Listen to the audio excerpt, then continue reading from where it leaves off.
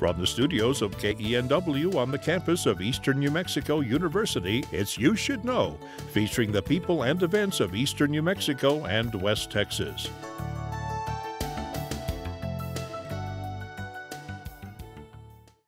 With me now is Dustin Seifert, and Dustin is the chair of the Department of Music at Eastern New Mexico University, and he and I are going to talk about the upcoming Pops concert. And Dustin, you want to tell us the date? The date is Saturday, November 17th. Okay. 7 p.m., Campus Union Ballroom at Eastern New Mexico University. Okay. And this is going to be the Wind This Symphony? will be the ENMU Wind Symphony and the Swanee Singers performing during our annual dinner concert. Okay, and we have the dinner concert. Let's talk a little bit about that, because I like what you do with the proceeds from the dinner concert. The dinner concert helps you to give scholarships to music students, doesn't it?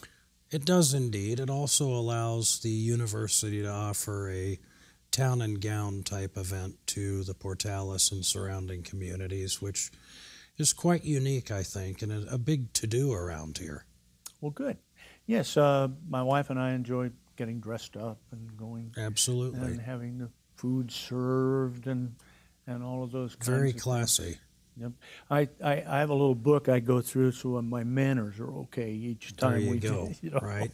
Amen. Got to know how to eat at those tables. You definitely do. Where you got to remember which one's your glass. And your fork. Yeah, and your fork. Yeah, you're right. Yep. Which, start on the outside, work your way. There you go. All of those things. Yeah, it's been a great experience for me over the years. I really enjoy the music anyway, and having it as a dinner like that is just very nice.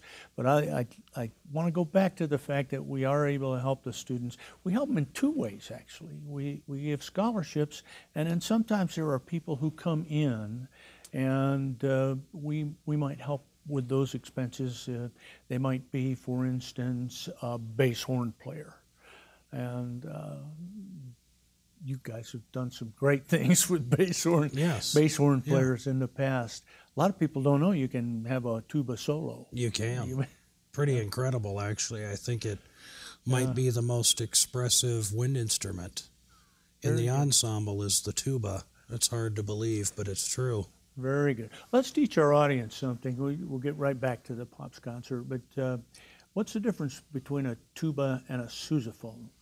Well, a tuba would be used indoors mostly. It is not designed to be worn or used outside necessarily, though it is from time to time when the player can strap the tuba to their body and actually march and maneuver. You'll typically see this in bands of Great Britain, for instance. Sometimes you see brass bands marching for changing of the guard, and you'll see tubists there marching with actual tuba.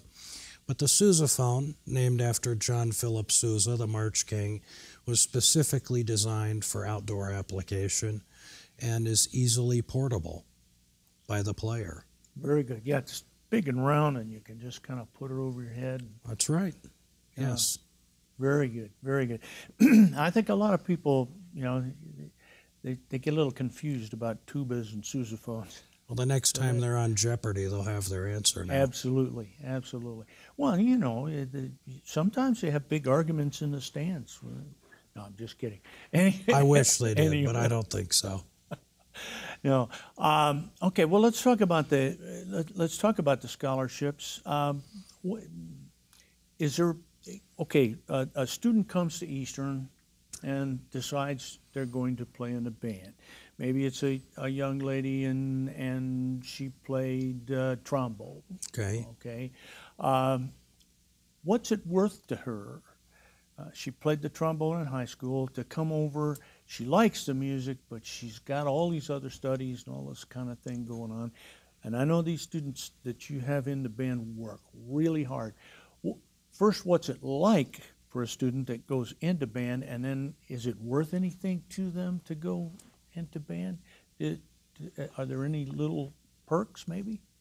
Yeah, well, I think one of the great things about music in general is the lifelong nature of the musical pursuit and the fact that it's something you can do from the fourth grade in some states until the day you die, in fact. So it's, I sometimes liken it to golf. It's not the greatest analogy, but it is a pursuit that you can follow for your entire life. Here on campus, in addition to the musical training they will receive, which we think is at a very high level, there is also just the enjoyment of art and creating something that is art with people your own age.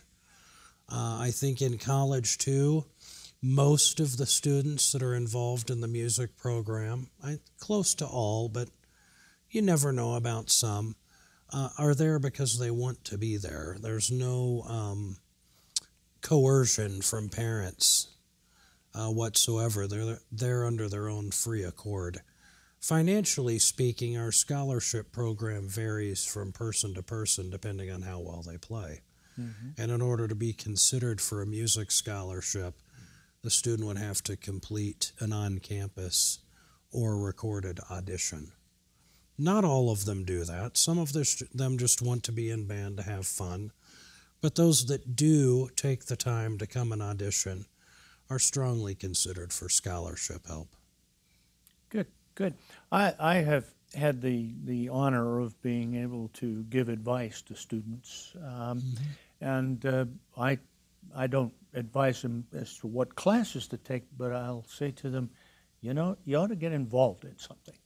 Agreed. You got here, you ought to have other students you work with on some sort of project, and I think probably one of the best ones is to be in the band. Well, certainly. Or stand behind a camera, or be involved in a theater production. Do something that will get you out of your dorm room and integrated into the campus community. Meet new it's where people. You make connections, and as I tell our students all the time, these are the people you're going to call when you're in trouble, you know, or need help. The people that are in this class with you are going to be your colleagues, so start treating them like that now. And I think many heed that warning, or that, it's not a warning, that guidance or advice, as you say. Well, it's been very good for your program for a long time. I have been here a long time, and I had friends, or have had friends over the years, that were really in early music in the 40s and 50s, and they talked just as highly about band and about the music program. A strong tradition on the music front here, yes. Very good. And a lot of these students who work in band here go on to teach. They do. Or they have helped, I think, the bands in eastern New Mexico and West Texas and up into Oklahoma and definitely Colorado, Arizona. We have graduates all over the place teaching band. And they really help not just a few kids in each of these schools, but over the years. You work 20 years, you've worked with hundreds and hundreds of students. True. And so this little seed here at Eastern that works with all of these very talented young people spreads out and grows. Hey, you're scaring me now. No, I like it. It's a big job. Yes. You do have quite a responsibility. No, you try to do it right and keep the kids at the center of what the teachers are doing. I mean, it is all about the kids. In this case, our discipline and course material happens to be music, which is pretty fun, but it's still all about the kids. Very much so. So let's talk about what kind of experience they're going to get this year with the Pops. Without telling me any name that tune. Yeah, tunes, I can't do that. That's top secret. But what are we going to play? Well, we're going to get a set of music from our Swanee Singers, which is this year a treble choir. And while, of course, all of the titles escape me right now, I remember looking at the set and thinking, well, this will be very entertaining for the audience. So I think that they'll really enjoy the vocal set. The For the first time in what might be the history of mankind, the Wind Symphony has selected its music based on the centerpiece decorations for the table, which initially was going to be sand and seashells, but I think has been revised a bit to just a general SEA theme. So we are going to play music that is associated with the sea in some way, opening with a medley of selections from Pirates of the Caribbean. And then the Wind Symphony is going to perform this classic work by W. Francis Macbeth entitled Of Sailors and Whales. As you can see, it's subtitled 5 Scenes from Melville. So this is going to, we hope, with some perhaps visual component, take the listener through the story of Moby Dick. Wow. And I think they'll actually really enjoy this. Yeah, I have to say, I've been a big fan of movies over the years, and the two kind I like best are westerns, and then the sea. You get those guys out on a boat pulling those sails up. That really appeals I think to you'll me. really enjoy this piece too. It was written in 1990. And so it's been around for a while now, almost 30 years, and was extremely popular when it first came out. And it was played so much. It's sort of like a tune on the radio. It's played so much that it goes away for a bit. But I think it's starting to come back now here 30 years after it was written or so. It's a very engaging piece. And this composer, W. Francis Macbeth, was one of our, one of the Beethovens of the American band movement. A very well-respected composer and conductor, who happened to be born in Lubbock, Texas. So really? There's sort of a regional feel here to Macbeth. Very good, very good. Yeah, Texas kind of has a thing about the ocean. Of course, they have a great big Gulf Coast down there, but a lot of the admirals and things in our Navy have come from Texas, along with apparently some really good music. Yes, a lot of good music has come from Texas. About the sea. Okay, so they'll play those numbers. Those of us who have tickets already, we'll be sitting there. We'll eat first, and then we'll hear the singing and the music. It's always quite a thrill, really, to hear you guys do such a good job. Well, thank you. But it's quite an experience. I don't think people around here are used to just going to a concert like that and just hearing that quality of music. Well, I hope you're right, and I hope they'll come to this event. Oh, I think they will. We will have our traditional salute to the military at the end, too, as we celebrate Veterans Day, always within 1 week of the Pops concert. So we hope to see some active duty and veteran citizens there at this Pops concert. And we might mention at this time, a ticket for this is $30. Correct. And if you're military, it's $20. $20, 33% off. Very, very good. Look at, you're a math man too. Yeah, somewhat. That's good. Well, since we mentioned that, let's say that music helps people in more than just sitting there thumping their hand on their desk or those kinds of things. It actually, I've been reading about this because I knew you were coming, and it actually improves the brain. I think that, yes, research would support that assertion. Yes, research does support the fact that music helps the brain to think, to study. If you're studying, it helps you remember things that you're reading, and it's a great gift to your head in terms of listening. There are a lot of people in this country that want to be better at this and better at that. Especially those of us who are seniors, we would like to keep what we have, right? That kind of thing. And music is a good way to help do that. Absolutely. help people with Yeah, those I think kinds of it's things. a wonderful option that doesn't involve a screen that young people and people of all ages can become involved in at any time in their life. I know that we have plenty of music students who would be certainly willing to give beginning lessons to any adult on any instrument that they can teach. So it's never too late, Don, to learn how to play the euphonium, perhaps, or maybe the clarinet. Very good, very good. Okay, let's talk about that for a minute. All right. I thought about this, and what I'd like to ask you, I remember helping my grandchildren, and one of them plays the trombone, the other plays the saxophone. Mm-hmm. My granddaughter chose the trombone, and really, it got down to where she was a little late going in to get into the program, and they needed trombone players, and they said, "You want to play the trombone, don't you?" You know, that kind of thing. Right. But she happened to be very good at it. But parents, Mm-hmm. not so much grandparents. We grandparents try to stay out of these things, but parents all want the girls to play either the flute or the clarinet, you know, and they want the boys to have the big instruments, or you know, the flugelhorn, something, you know, Percussion, the drums, yeah, percussion.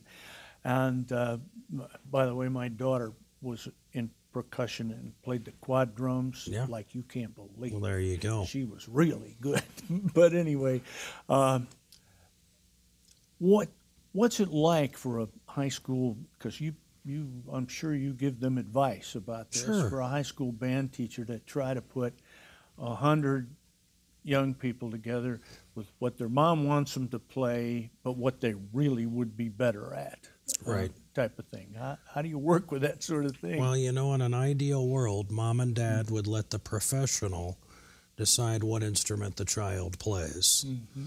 And sometimes parents are like that. I know that I will probably be, as my son is already playing trumpet in the band here at Lindsay. But as my daughter, who's 5, gets to that age, I hope to let the professional tell me what instrument they think my child is best suited for. And there are certainly a number of things that we use to measure a child's aptitude on various instruments. There are various tests that can be given. You can look at the physical characteristics of the child to see what instrument might best suit their face, so to speak. You can test them based on intelligence and interest in a certain instrument. But sometimes it does come down to what instrument happens to be in the attic. Okay. You know, sometimes it's an economic issue as well. Some instruments cost more than other instruments cost.